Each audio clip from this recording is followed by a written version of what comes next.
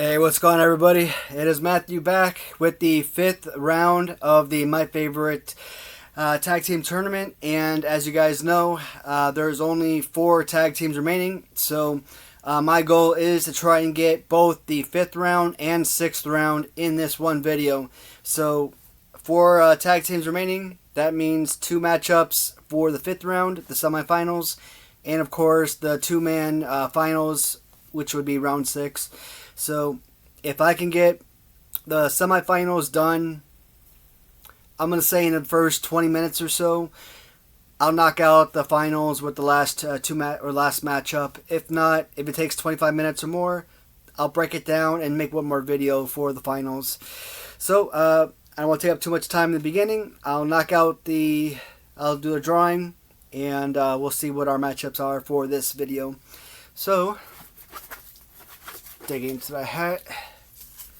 First matchup we're looking at is going to feature the Galoob, Barry, and Sid from the U.S. And they are going against the High Flyer Remcos, and that means that the tandem of Jim and Brett Customs are going to square off against the Custom Hasbro Mega Maniacs. Alright, too easy. Alright, so the great thing about being here in round 5, we do have one tag team from each line, meaning we have one Galoob, one Hasbro, one Remco, and one LJN tag team. So that is so awesome. Now the LJN and the Hasbros are customs, but that's fine. It doesn't have to be original. Custom or originality don't matter. And this is a fantastic first matchup. I am deeply surprised at how well the Remcos actually did in this tournament. First two rounds, it was strictly line against line. Galoobs against Galoobs, Remcos against Remcos, etc. Once you got into round 3, the lines merged. It was basically a free all, and knowing that these figures were basically the only ones that continued on into round 3, there weren't too many Remcos to go off of, to begin with, and not only progressed out of round 3, but made it into round 4 and then into round 5, which is incredible. And they're not done. I mean, these are awesome figures. They have a legitimate shot at making it into round 6. So, upside. Galoobs are about the size of a Hasbro's. You're looking at about 4-inch figures, approximately. Remco's a little bit bigger. You're looking at around 5.5 inches for the figures. So, a little bit bigger, a little bit better to play with. Unlike your Galoob figures, the good thing about the Remco, like Hasbro, which means you have, joints that you can move up and down. Sometimes you got the legs with the Hasbros that can move up and down. Remcos, same way. It's not like today's market with your Jakks Pacific or, your Toy Biz and your Mattel and stuff with these crazy, movable joints where, the shoulders go all this, that, and the other, and the wrist, and, movable heads and craziness. No, we don't need all that. What the Remcos do is enough, and it's fantastic. The Mattel Superstars line, which is kind of like an imitation between both Remco and LGN, those are actually really phenomenal. And I hope to talk about those soon, because I think those might actually be turning into my third favorite line. They're just that good. But that's why I'm thinking that these might have a legitimate shot at the finals. Don't get me wrong. Love the Galoob Sid Vicious. Perfect pose. Because of the durability, a phenomenal figure. I've always said, when it comes to Galoob, these are the only 2 figures you need. There's 31 figures made by Galoob in the first 2 series. And you can keep the other 29 figures, that's fine. Give me, if you're going to lock me in a room for the rest of my life, give me these 2 figures and I'm golden. These are so fun and so easy to work with. They mesh so well together. Uh, so, Jim Brunzell, Greg Gagne. Greg Gagne, if I'm not mistaken, outside of Legion of Doom, I think Jimmy Garvin, I'm just kind of looking over at the shelf right now. Jimmy Garvin would be another one. Now, Baron von Raschke and Rick Martel, they've remade them a couple times on dual card, but I think Greg Gagne is really the only one that's been made multiple times. You know, they had him on the Gagne Raiders, and they had him again with the High Flyers, so that's pretty awesome. And Legion of Doom, they just put him on 2-pack, and they re-released him on 3-pack. Rick Martel and Baron von Raschke, they just had him where one was on the left side in one package, and then the other was on the left side in the other package, so not really changing anything there, not really. So, and of course, he's, you know, owner of Vern Gagne's son, so you can understand why they would give him multiple figures. But his in-ring experience wasn't all that terrific anyways, but nonetheless, fantastic figure. One of the best among the line, top 5, top 6 figure. Same thing with Jim Brunzell. Absolutely amazing. But when you get into the cream of the crop of toy making, Galoob really are nothing but little statues. As far as expressions and, you know, poses of what they did in real life, I get it. But you're making figures for kids that are going to utilize them for play. And most of what Galoob came up with is trash. These are about the best playable action figures you could ever think of. These are about the elite of the elite that you could ever imagine. Absolutely love these figures. Incredible. This particular has meant so much to me for so long. And when I did the My Favorite LJN tournament the second time, and I got the 2-up LJN from Ram Treasures, I thought, here is a figure that's finally gonna topple the who was it, the Bruiser Brody custom that I had as champion. He made it to the finals, but just couldn't pull the trigger at the end.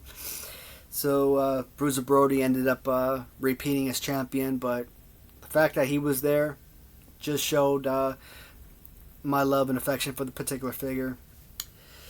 I can't really dive too much in on this. These are really... I'm glad to see both figures here in round 5 in the semifinals, both tag teams. But how do I pass on the Galoob tandem of Sid and Barry? I just can't do it. They have to be pushed into the finals, into round 6. There's just no choice. These are about the perfect tag team figures. Were they a perfect tag team, or at least among the perfect tag team faction in real life? For me, it's irrelevant. Again, it's still a figure competition as much as anything else. Love the figures, and I'm perfectly ecstatic with my choice. Sid and Barry are going to be your first selection as finalists. And that means that... Oh, let me change up this belt. I can never keep this stupid belt on. Jim Neidhart. So, that's going to pit your Hasbro Mega Maniacs against your LJN Customs. Well, they're both Customs. Your Custom LJN Heart Foundation. So, here's the interesting thing. In the last video, the Heart Foundation defeated the LJN 2-ups of Sid and Barry. If the Heart Foundation defeats Mega Maniacs and moves into the finals, does that give them a leg up as far as becoming this tag team tournament's champion? I want to say yes, but not necessarily. Because, as stated in the last video, I felt like if it does come down to the LJN or the regular Galoob 4-inch Sid and Barry tag team, if they were the last two in this tournament, I probably would have gone with nostalgia, gone with the original 4-inch figures. So I think that helped me make this selection that allowed me to push these guys past the Galoob 2-ups. So that doesn't necessarily mean that these guys couldn't defeat the 4-inch guys. It just helped me eliminate the 8-inch a lot sooner than I probably would have. I probably would have taken a lot longer to make that selection otherwise. We all know that the original Heart Foundation, among the elite, most beloved, even as heels in the '80s, still very beloved bad guys, or even as good guys. I don't know. To me, I just don't remember Heart Foundation as bad guys. I mean, to me, I just can't think of Bret Hart as a bad guy ever. Even prior to leaving the WWF and him kind of becoming like all about Canada and kind of like hating on the WWF and all that, he was getting his contract with WCW purchased, and then the whole thing with Shawn Michaels happened, and the infamous Montreal Screwjob and all that. Vince McMahon didn't want him to leave WWF as heavyweight champion, and he didn't want to be defeated in Canada, so he didn't want to be defeated there, which I can understand. But I'm kind of curious how that whole championship thing works, because you would think that if you're a WWF heavyweight champion and you're no longer part of the company, you can't very well take a WWF heavyweight champion to WCW, right? I mean, that's my mindset. So you would just vacate the title, one would assume. So maybe they could have done like a Royal Rumble or something to crown the next champion or something, or done like a King of the Ring or something. So to kind of mess over someone that was as loyal and hardworking as Bret Hart was for, 14 years, or for however long he spent as part of your company, man, that's crazy. Not just the longevity and the amount of time, effort, but just the butts he put in the seat, man. The merchandise that he sold. He was one of your biggest champions, one of your biggest superstars of all time. It's crazy.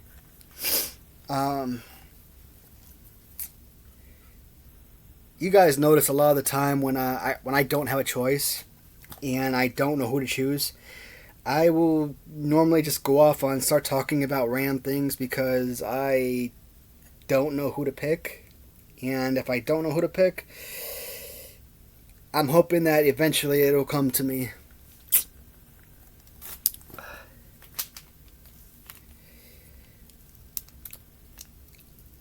Based on these figures,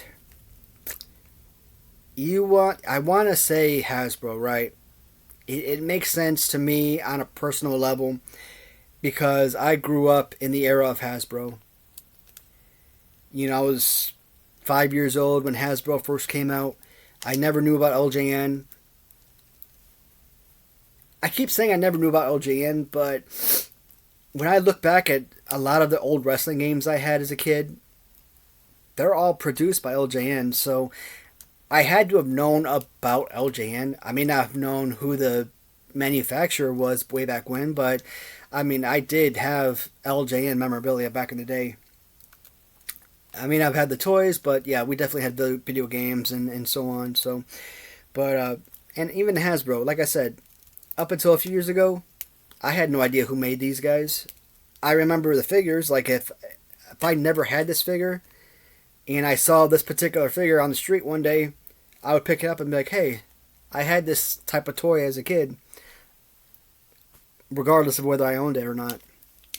And once I finally got into collecting, I'm like, okay, that's made by Hasbro, that's awesome. But as someone who grew up with Hasbro as a kid, these figures will always hold a special bond, will have a special meaning to me. And this particular paint job with these particular figures, in particular, this look, every time I think about this, all I could think is, it wasn't WrestleMania 8. I'm trying to think. I want to say 1994. So So let's see, WrestleMania was in 85. So that would have been 1990, would have been WrestleMania 6. So WrestleMania 10, maybe. So WrestleMania 10, I'm guessing. So so after Royal Rumble 94, that's when Luger and Bret Hart had their dual championship at the Royal Rumble. Luger would have won a coin toss, and would have won to face Yokozuna first. And obviously you would want to face the champion first, because if you win, guess what? You're champion. He ended up losing to Yokozuna, and then Yokozuna would face Bret Hart afterwards, and Bret Hart lost. Shocker. And this outfit, I kind of remember him crouching over Bret Hart, and then Bret Hart kind of like waving Hogan into the ring, because Yokozuna was kind of spawning him in, like, yeah, come on, I challenge you. And, Hogan goes up, beats him up a little bit, slams him, pins him, and like, it's done in like 5 seconds, and he's champion again. So this outfit, this little male weight, means so much. And of course the prototype, very rare color scheme that not many people are going to be out there searching for. Such an awesome figure, man. Alright, I made my selection, guys. I thought maybe I had an idea when I picked them up, but I wasn't sure. My choice is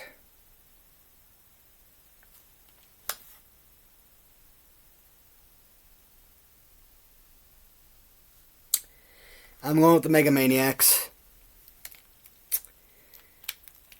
I just can't pass on not only my favorite line, but my favorite wrestler, and quite possibly my favorite painted figures of the collection, and the entire collection. I just think they're super awesome. And when I did my favorite Hasbro tournament, I forgot who knocked him out, but I think it was like the second or third round.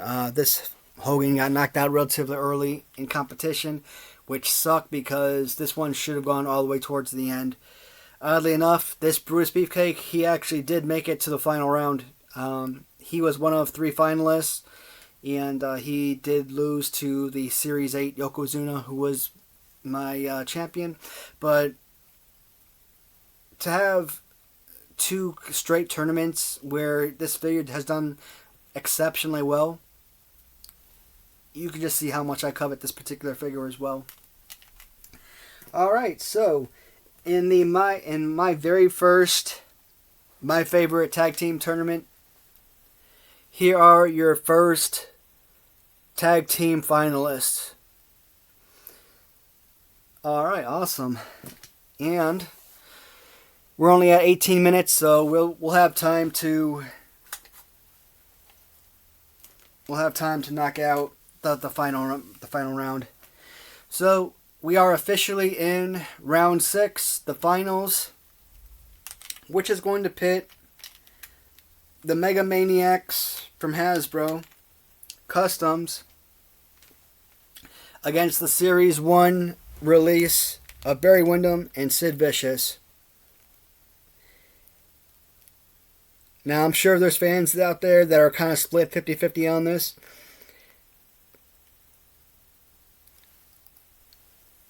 Man, I really wish that I could do this live. I just think it would be so awesome to kind of have like a little commentary on the side of the screen, having people kind of like yell, which ones that they want to win and whatnot. I think that would be super awesome. Actually, that would be a really good idea for me. I think I have an idea of which way I want to go with this, but I'd just kill to have the opinions of others, just kind of see what they're thinking.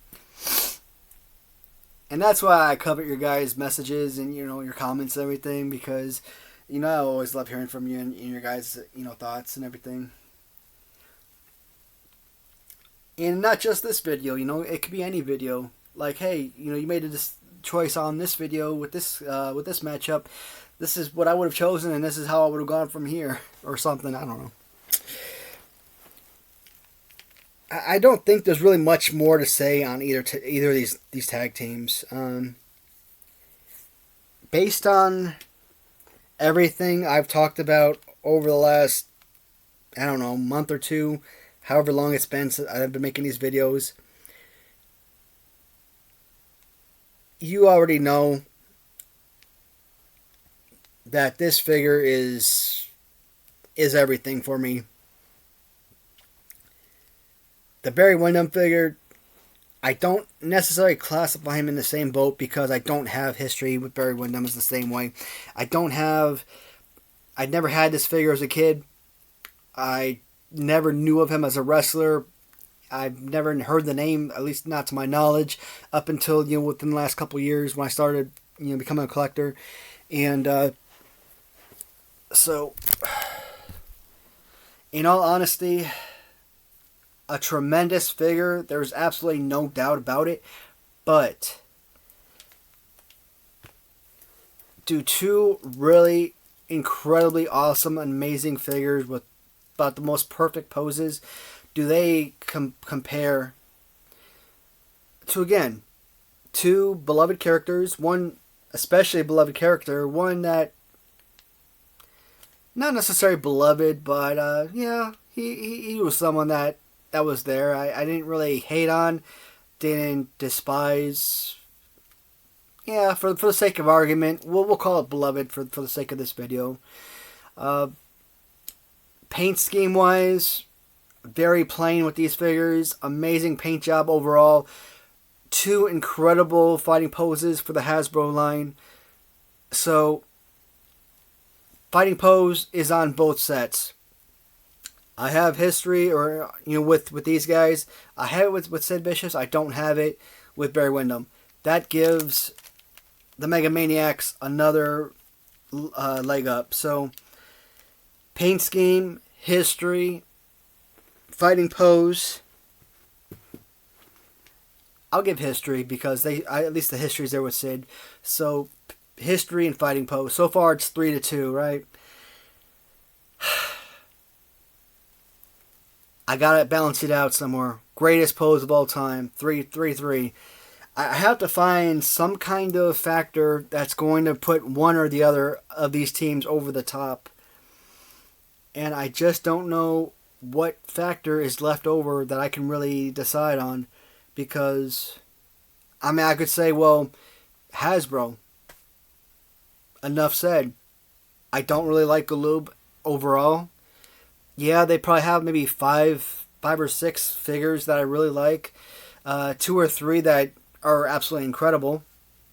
These two and the Butch Reed figure, which are, as far as playability goes, are 3 of the best figures of the line. Then you got Entrance Gear, Luger, and Sting, which look amazing. Or the Freebirds, which are, pretty awesome looking figures for the most part. Decent poses, etc. Dustin Rhodes, amazing. Where are we at? 23 and a half minutes. Alright. I don't know what to do. Alright.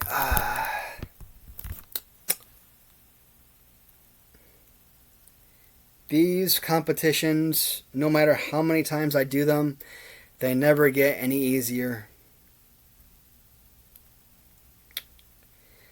Alright, guys. I'm going to do it. I'm going to make my choice. And I'm probably going to slap myself in the head for not making the decision. But I think I knew where I was going once these were the last two. Once I decided these were the last two.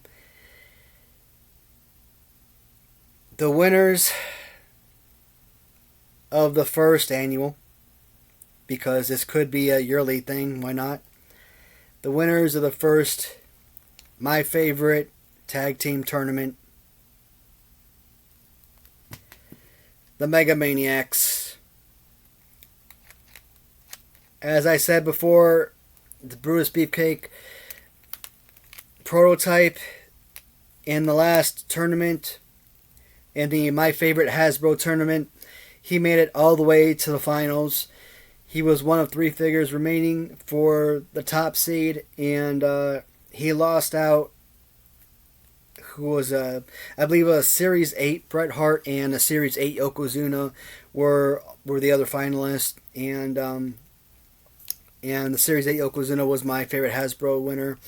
And here he is again as a finalist in the My Favorite Tag Team Tournament. So this time he comes out as a victor. So he needed the help of a solid teammate to put him over the hump. But irrelevant, the Robert Jackson tandem of Hulk Hogan, Malloy, and the Brutus Beefcake prototype are victorious as the My Favorite Tag Team tournament winners. And man, this sucks that this tournament's over with. This was so much fun making this tournament, and I kind of joked before, and kind of said that, hey, I'm probably be known as the tournament guy, because I make a lot of these tournament videos and I really enjoy them, and a lot of people, they've make recommendations of different tournaments that they would like to see. One of those tournaments, I think Bone Breaking Action was asking me about making a shoot, what's their name? Random Treasures. Oh my god, I forgot their name. XOX Customs are Random Treasures. Oh man, I spaced like crazy.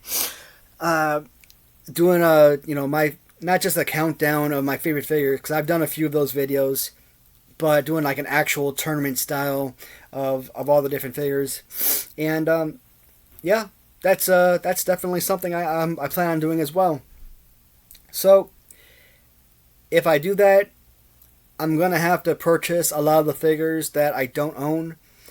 Figures I don't enjoy, that I don't get pleasure from, like the Mil Mascaras figure, the new Hulk Hogan without shirt, which is basically just a Series 5 Hogan, the Macho Man, which is just a Ron Simmons repaint essentially, which is absolute trash, horrible, one of the worst figures ever.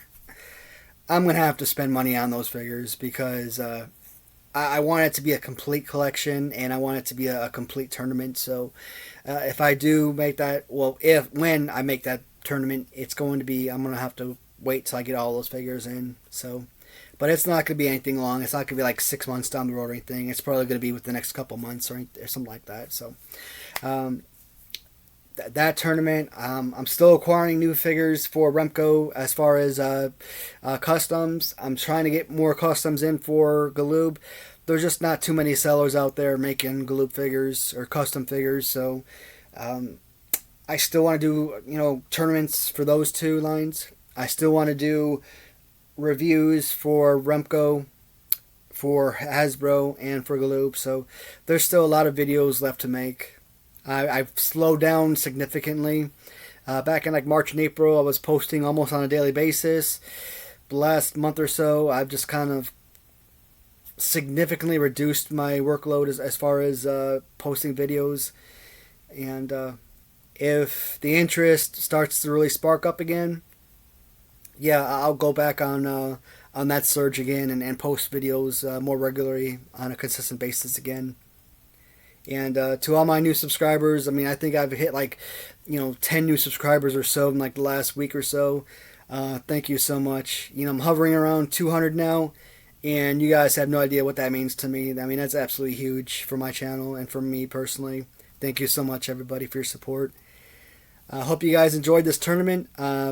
Again, let me know what you guys think. Talk to you in the comments, and I'll see you guys in the next video. Goodbye, everybody.